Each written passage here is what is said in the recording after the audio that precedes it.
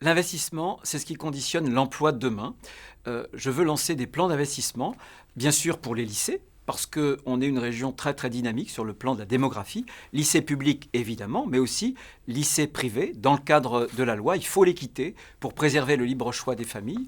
Un plan d'investissement en même temps en matière de grandes infrastructures, j'ai parlé de plan routier, et puis aussi, sans oublier nos territoires qui se sentent abandonnés. Je pense aussi à un pacte pour la ruralité, pour que nous aidions, nous soutenions cette partie de nos territoires. Je ne veux pas de région à deux vitesses.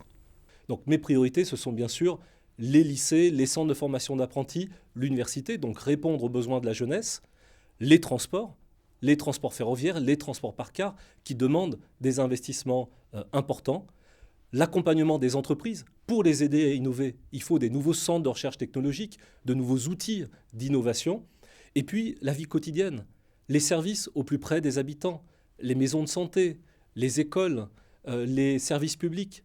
La région peut accompagner les territoires pour les aider à investir.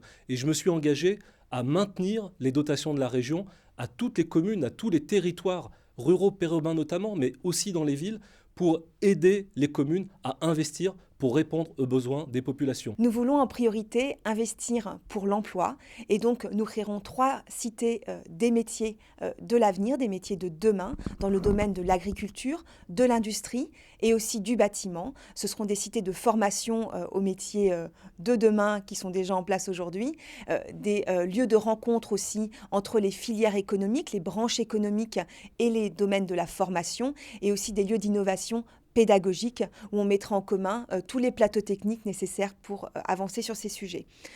Nous voulons aussi investir pour nos jeunes et donc nous créerons 4 nouveaux lycées, notamment à Nord-sur-Erdre ou à Saint-Gilles-Croix-de-Vie. Et puis c'est important aussi de penser à nos aînés et donc nous investirons plus de 2 millions d'euros par an pour créer des logements adaptés au vieillissement et permettre le maintien à domicile le plus longtemps possible. Surtout, ne pas mettre l'argent, qui est rare, nous dit-on, sur des projets inutiles. La région est là pour accompagner, aider à des développements. C'est les entreprises qui doivent investir dans notre région. La région est là pour les aider. Et puis, si on regarde la question de la réunification là-dedans, il y a une dynamique absolument considérable en termes économiques, puisqu'on tournerait cette région vers la mer, alors qu'on la tournait vers la terre, et les 5 départements bretons enfin réunifiés, on oublierait ce démantèlement de la Bretagne qui a eu lieu il y a quelques décennies, pour créer une véritable dynamique qui serait profitable à tous les territoires périphériques. Notre priorité, c'est l'emploi des jeunes. Et vous savez que la région a comme compétence la formation. Donc on mettra des organismes de formation, mais surtout on mettra des formations proches des entreprises. C'est-à-dire qu'on ira voir ce que demandent les entreprises et on fera les formations en fonction de ça et non pas en fonction des organismes de formation. Nous pensons notamment à développer le très haut débit dans toute la région. Nous souhaitons aussi résoudre le problème des zones blanches pour tout ce qui est téléphonie mobile. Et nous souhaitons aussi privilégier l'accès des personnes à mobilité réduite dans toutes les administrations, les services publics. Les 2 points centraux, ça va être les transports. Et deuxième poste fort d'investissement, c'est tout ce qui est éducation. Investir dans notre jeunesse, construire des nouveaux lycées, rénover l'existant, rénover les bâtiments universitaires. Voilà quelques pistes parmi d'autres. Nous souhaitons tout d'abord examiner si les investissements en cours sont correctement menés. Vous savez que nous avons un programme de réduction de 6% en 6 ans, c'est-à-dire 1% par an du budget régional.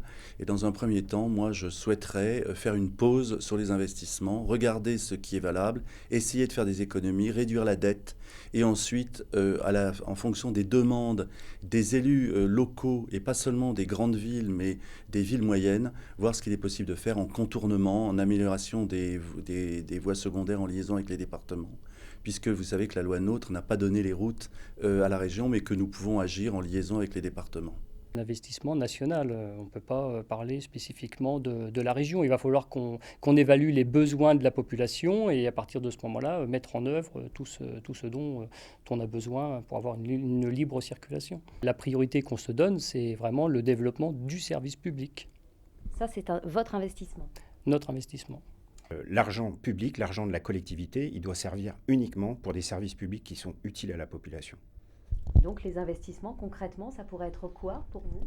Par exemple, pour ce qui concerne la région, il faut que l'argent il aille au transport collectif, au rail, il faut qu'il aille dans l'éducation, il faut qu'il aille dans l'embauche de personnel. Mais il ne faut certainement pas qu'il aille soutenir des groupes privés, parce que cet argent-là échappe à tout contrôle, il finit en bénéfice, il finit en profit, mais il ne finit pas en service utile à la population.